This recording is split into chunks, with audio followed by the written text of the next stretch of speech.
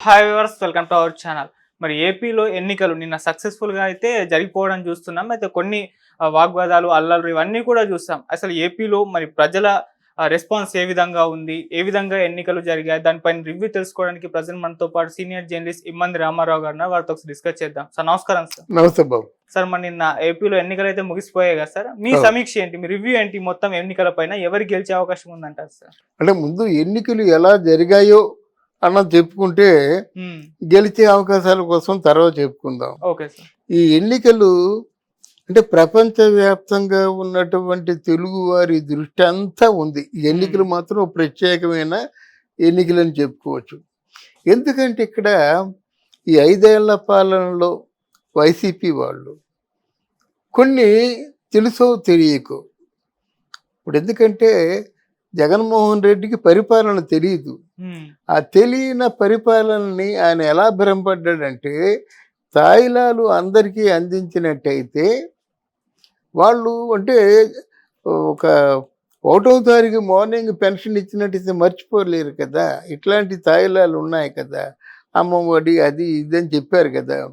అందువల్ల నాకు తిరిగి అంటే దగ్గరే ఉన్నటువంటి వంజబాంగదులందరూ వచ్చే 30 సంవత్సరాలు మీరే సీఎం అనడం, ఆయన మాట చెల్లడం, ఆయన దగ్గర వెట్టి చాకిరీ చేస్తున్నటువంటి పోలీసు వర్గం, అంటే జగన్మోహన్ రెడ్డి కనుసన్నల్లో నడుచుకునే పోలీసు వర్గం, ఇవన్నీ కూడా ఆంధ్రదేశాన్ని చిన్నాభిన్నం చేసేసాయన్నమాట. రేపు ఏమవుతుందో అనే భయం పుట్టింది.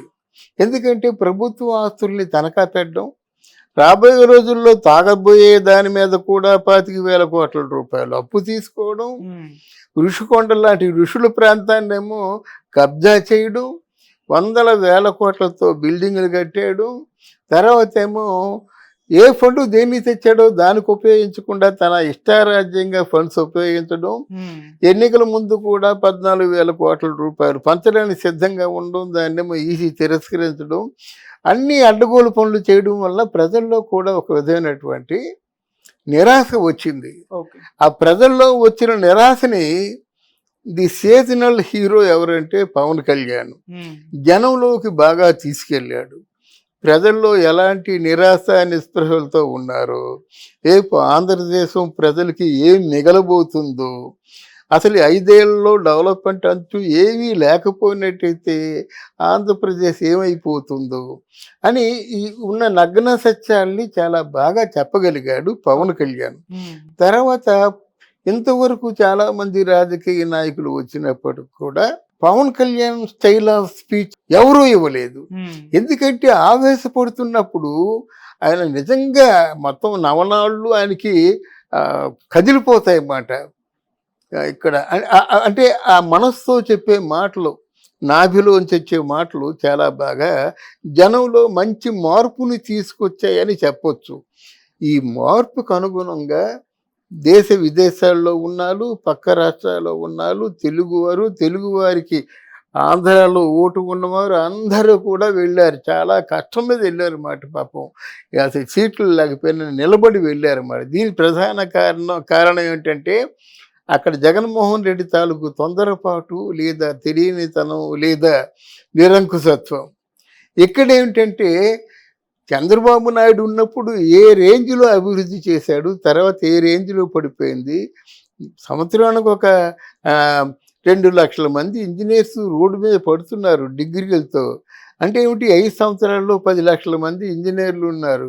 వీళ్ళ గతి ఏమి కాననే విషయం గుర్తుకొచ్చినప్పుడు కొంచెం అలర్ట్ అయ్యారు ఆంధ్రదేశంలో ఉన్నవారు. నిజమే కదా అది. అంటే ఆయన చెప్పినట్టుగా కాగితం కలం లేనటువంటి వాలంటీర్ జాబులు తిండి పెట్టవు కదా. 5,000 రూపాయలు జీతం అయితే మీ హాస్టల్కి ఎంత కడుతున్నారు? 6,000. అంటే ఒక మనిషి బ్రతకడానికి 5,000 ఇస్తున్నాడు ఆయన. కొన్ని 5,000 రూపాయలకి ఇద్దరు ఎనీ గ్యారంటీ లేదు. అది గవర్నమెంట్ తాలూకు ఆథరైజేషనా, గవర్నమెంట్ ఆథరైజేషన్ కాదు. నాకు నచ్చలేదు తీసేసి వెళ్ళిపోవడం అంతే తలదించుకొని. కొన్ని ఎక్కడ పెడుతున్నాడు? మందు షాపుల్లో పెడుతున్నాడు, చేపల పులుసుల్లో పెడుతున్నాడు. ఇవన్నీ అంటే ఎవరు మనం ఊహించమండి. చేపల పులుసు ఏమిటి, మాంసం కొట్లు ఏంటి, మందు షాపులు ఏమిటి? మీ బీటెక్ చదువుకుని మందు షాపుల్లో పనిచేస్తారా? తర్వాత మందు షాపుల్లో కూడా అక్రమంగా పనిచేయడం, ఇప్పుడు ఆన్లైన్ పేమెంట్ అయితే బాగున్ను, మందు షాపుల్లో ఎక్కడ చూసినప్పుడు ఒక డబ్బులు ఇచ్చుకొని కొనుక్కోవడం.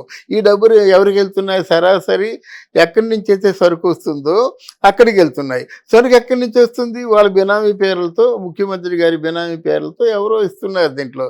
ఇది చెప్పాలి పెద్ద కుంభకోణం. ఆ కుంభకోణంలో ఉన్న ఒక చిన్న దాన్ని ఏమంటారు, ఒక పాయ వచ్చి కవితని తగిలింది.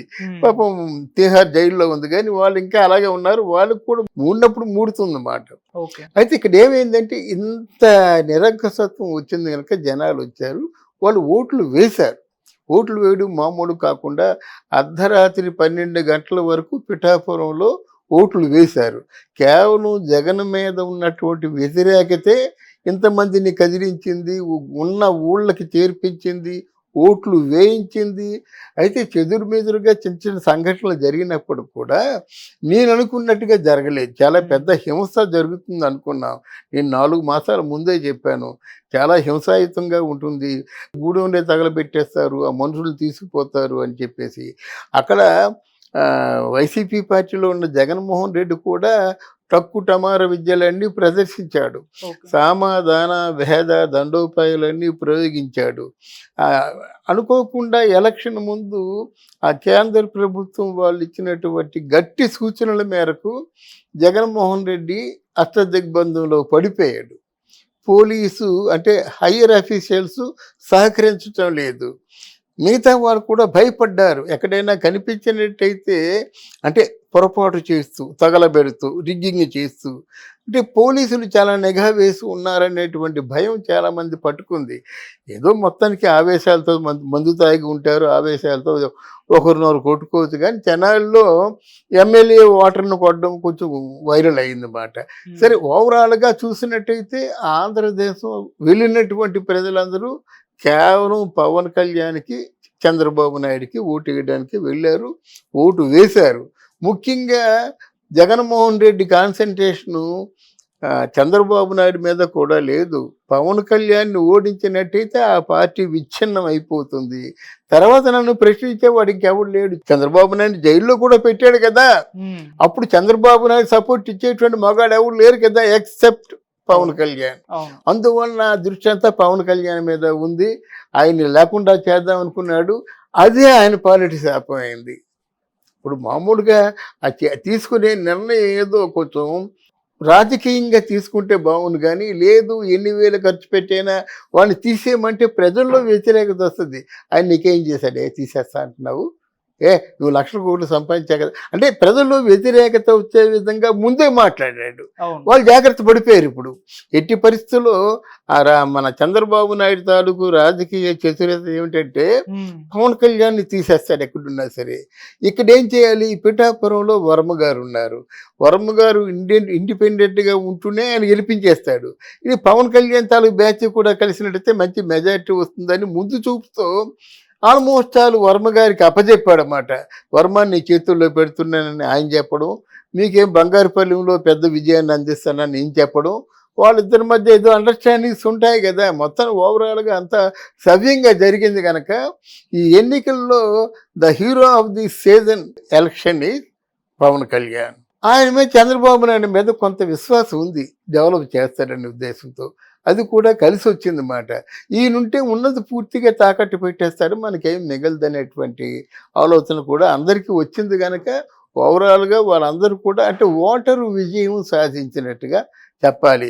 ఈ పవన్ కళ్యాణ్ చంద్రబాబు నాయుడే కాకుండా ఓటరు మనస్తత్వం అంటే బలీయమైనటువంటి ఒక నిర్ణయంతో వచ్చారు, అది నెరవేర్చుకుంటూ వెళ్ళారు. So voter is always great అండి. అత్యుత్తమ తీర్పు ఇచ్చేది ఎప్పుడు కూడా ఓటరే, అది సాధించారు.